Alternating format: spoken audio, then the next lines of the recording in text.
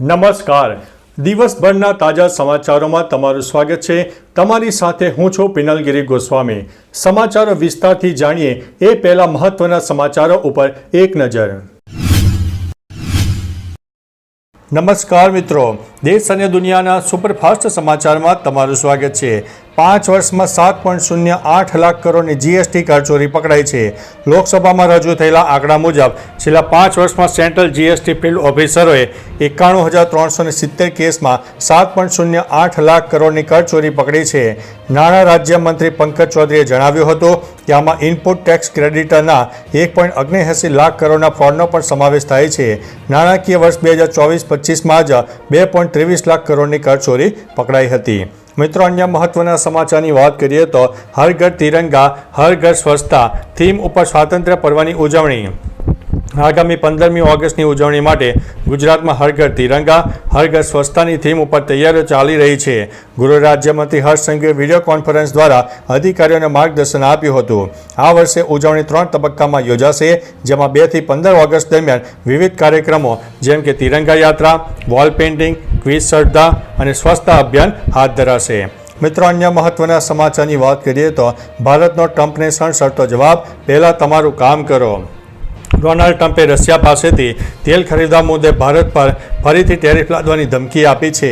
આના જવાબમાં ભારતે અમેરિકા અને યુરોપિયન યુનિયનના રશિયા સાથેના વેપારના આંકડા જાહેર કરીને વળતો પ્રહાર કર્યો છે. ભારતે જણાવ્યું કે અમેરિકા પોતે પણ રશિયા પાસેથી યુરેનિયમ, પેલેડિયમ અને રસાયણોની આયાત કરી રહ્યું છે. આ વર્ષના પ્રથમ 5 મહિનામાં અમેરિકાએ રશિયાથી $2.09 બિલિયન આયાત કરી છે. મિત્રો, અન્ય મહત્વના સમાચારની વાત કરીએ તો વરસાદી સિસ્ટમ ઘટતા ગરમી વધશે, 36 ડિગ્રીને પાર પહોંચશે. ગુજરાતમાં વરસાદનું જોર ઘટતા હવે તાપમાનમાં વધારો થવાની આગાહી છે. આગામી દિવસોમાં રાજ્યનું મહત્તમ તાપમાન 36 ડિગ્રી સેલ્સિયસને પાર થઈ શકે છે. જોકે હાલમાં એક upper air cyclonic circulation system સક્રિય હોવાથી સૌરાષ્ટ્ર અને અમદાવાદ સહિત કેટલાક વિસ્તારમાં હળવા મધ્યમ વરસાદની શક્યતા રહે છે. અત્યાર સુધીમાં ગુજરાતમાં સિઝનનો 63.63% વરસાદ નોંધવા પામ્યો છે. મિત્રો, અન્ય મહત્વના સમાચારની વાત કરીએ તો સૈયારાનો રેકોર્ડ 300 કરોડ ક્લબમાં પહોંચી ગઈ છે. મોહિત સૂરી દ્વારા નિર્દેશિત ફિલ્મ સૈયારાએ બોક્સ ઓફિસ ઉપર ધમાલ મચાવી છે અને એક નવો ઇતિહાસ રચ્યો છે. ફિલ્મે ભારતીય બોક્સ ઓફિસ ઉપર 300 કરોડનો આંકડો પાર કરી લીધો છે. આ ફિલ્મ મોહિત સૂરીના કેરિયરની પ્રથમ 300 કરોડની બ્લોકબસ્ટર ફિલ્મ બની છે.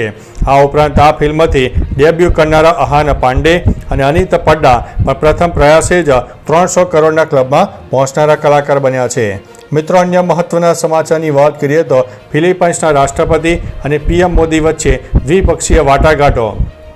ફિલિપાઇન્સના રાષ્ટ્રપતિ ફર્નાન્ડ આર માર્કોસ જુનિયર નવી દિલ્હી આવ્યા હતા, જ્યાં તેઓએ પીએમ મોદી સાથે દ્વિપક્ષીય બેઠકનું આયોજન કર્યું. ચર્ચામાં વ્યૂહાત્મક અને આર્થિક સહકાર મજબૂત કરવો, રક્ષણ ક્ષેત્રના સંબોધનને આગળ ધપાવવો તથા વેપાર અને રોકાણ વધારવા માટે ભાર મૂકવામાં આવ્યો હતો.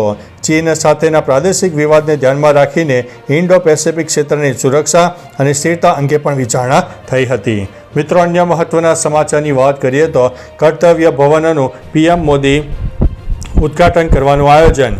પીએમ મોદી આજે 6 ઓગસ્ટના રોજ નવી દિલ્હીમાં કર્તવ્ય પથ ઉપર કર્તવ્ય ભવનનું ઉદ્ઘાટન કરવાનું આયોજન. પીએમ આ પ્રસંગે એક જાહેર સભાને સંબોધિત કરશે.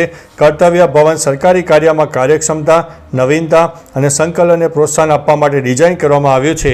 આ નવી ઇમારત દિલ્હીના વિવિધ વિભાગો જેવા કે ગૃહ, વિદેશ, ગ્રામીણ વિકાસ, એમએસએમઈ, પેટ્રોલિયમ અને કુદરતી ગેસ મંત્રાલય તથા ડીઓપીટી, પીએસએ મંત્રાલયો અને વિભાગોને એક જ જગ્યાએ એકીકૃત કરશે.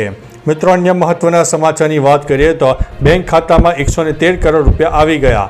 ગ્રેટર નોઈડાના ઊંચી દનકોર વિસ્તારમાં 2 મહિના પહેલાં મૃત્યુ પામેલા ગાયત્રી દેવીના ખાતામાં અચાનક 113 કરોડ રૂપિયા આવી ગયા હતા. મહિલાનો પુત્ર દીપક તેની માતાના યુપીઆઈનો ઉપયોગ કરી રહ્યો હતો. સોમવારે સાંજે તેને ખાતામાં મોટી રકમ જમા થવાનો સંદેશો મળ્યો. જ્યારે તેણે બેલેન્સ ચેક કર્યો ત્યારે તે ચોંકી ગયો. આ પછી તે કોટક મહિન્દ્રા બેંકમાં ગયો, જ્યાં અધિકારીઓએ તેને જાણ કરી કે ખાતું ફ્રીઝ થઈ ગયું છે. મિત્રો અન્ય મહત્વના સમાચારની વાત કરીએ તો એનડીએ સંસદીય દળની પ્રથમ બેઠકમાં ઓપરેશન સિંધુની પ્રશંસા.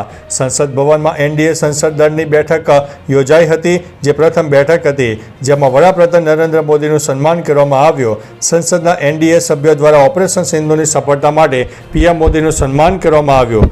રક્ષામંત્રી રાજનાથ સિંહે માળા પહેરાવીને પીએમનું સ્વાગત કર્યું. આ બેઠકમાં ઓપરેશન સિંદૂર અને ઓપરેશન મહાદેવની સફળતા ઉપર એક પ્રસ્તાવ પર પસાર કરવામાં આવ્યો હતો. મિત્રો અન્ય મહત્વના સમાચારની વાત કરીએ તો ગઈકાલે ગુજરાતમાં આવ્યો ભૂકંપ. ફરી એકવાર ગુજરાતમાં ભૂકંપ આવ્યાના સમાચાર મળી રહ્યા છે. કચ્છમાં ગઈકાલે સવારે ભૂકંપના આંચકા અનુભવાયા હતા. કચ્છના ધોળાવીરામાં ભૂકંપનો આંચકો આવ્યો છે. રિક્ટર સ્કેલ ઉપર ભૂકંપની તીવ્રતા 3.7ની માપવામાં આવી છે. ભૂકંપનું કેન્દ્ર 26 કિલોમીટર દૂર નોંધવામાં આવ્યું છે. મિત્રો અન્ય મહત્વના સમાચારની વાત કરીએ તો લાલ કિલ્લામાં પ્રવેશવાનો પ્રયાસ. દિલ્હી પોલીસ દ્વારા લાલ કિલ્લા પરિસરમાં બળજબરીથી પ્રવેશવાનો પ્રયાસ કરનારા 5 બાંગ્લાદેશી નાગરિકોની ધરપકડ કરવામાં આવી છે. આ બધા ગેરકાયદેસર ઇમિગ્રન્ટ છે. પોલીસે માહિતી આપી હતી કે આ બધાની ઉંમર 20 થી 25 વર્ષની છે. તેઓ દિલ્હીમાં મજૂરી કામ કરે છે. પોલીસે તેમની પાસેથી કેટલાક બાંગ્લાદેશી દસ્તાવેજો જપ્ત કર્યા છે. પોલીસે આ લોકોની પૂછપરછ કરી રહી છે. તાજેતરમાં જ મોક ડ્રીલમાં પણ સુરક્ષામાં બેદરકારીનો મામલો સામે આવ્યો છે. મિત્રો અન્ય મહત્વના સમાચારની વાત કરીએ તો બટાટાનું ઉત્પાદન વધ્યું, પણ ખેડૂતો ત્યાંના ત્યાં. રાજ્યમાં બટાટાના ઉત્પાદનમાં છેલ્લા 10 વર્ષમાં મોટો વધારો થયો છે. છેલ્લા 10 વર્ષમાં 12,39,769 મેટ્રિક ટનનો વધારો થયો છે, પરંતુ તેનો કોઈ ફાયદો ખેડૂતોને મળ્યો નથી. કોન્ટ્રાક્ટ ફાર્મિંગના કારણે ખેડૂતોને કોઈ ફાયદો ન થવાને કારણે ખેડૂતોનો આરોપ છે કે તેમને નુકસાન થઈ રહ્યું છે. કોન્ટ્રાક્ટ ફાર્મિંગના વાવેતર તથા ઉત્પાદનમાં મોટો ઉછાળો નોંધાયો છે અને ઉત્પાદન વધતા ભાવમાં ઘટાડો થવાથી ખેડૂતોને તકલીફ પડી રહી છે. મિત્રો અન્ય મહત્વના સમાચારની વાત કરીએ તો બસ સ્ટેન્ડમાં વિદ્યાર્થીઓનો ભારે હોબાળો. દાહોદમાં બસની અનિયમિતતાને કારણે કંટાળેલા વિદ્યાર્થીઓ બસ સ્ટેન્ડમાં ભારે હોબાળો મચાવ્યો, જેમાં અનિયમિત બસ આવતી જેસાવાડાથી દાહોદ આવતા વિદ્યાર્થીઓ ભારે મુશ્કેલી વેઠવી પડી. વિદ્યાર્થીઓએ આ રૂટ ઉપર નિયમિત બસ ચાલુ કરવા માટેની માગણી કરી હતી. અનેક રજૂઆત બાદ પણ નિરાકરણ ન આવતા વિદ્યાર્થીઓ રોષે ભરાયા હતા. તંત્ર તરફથી બસની સુવિધા આપવા માટે બાહેધરી હવે આપવામાં આવી છે. તો ચાલો મિત્રો, ફરીથી દેશ અને દુનિયાના સુપરફાસ્ટ સમાચાર લઈને મળતા રહીશો. ત્યાં સુધી અમને રજા આપશો. નમસ્તે.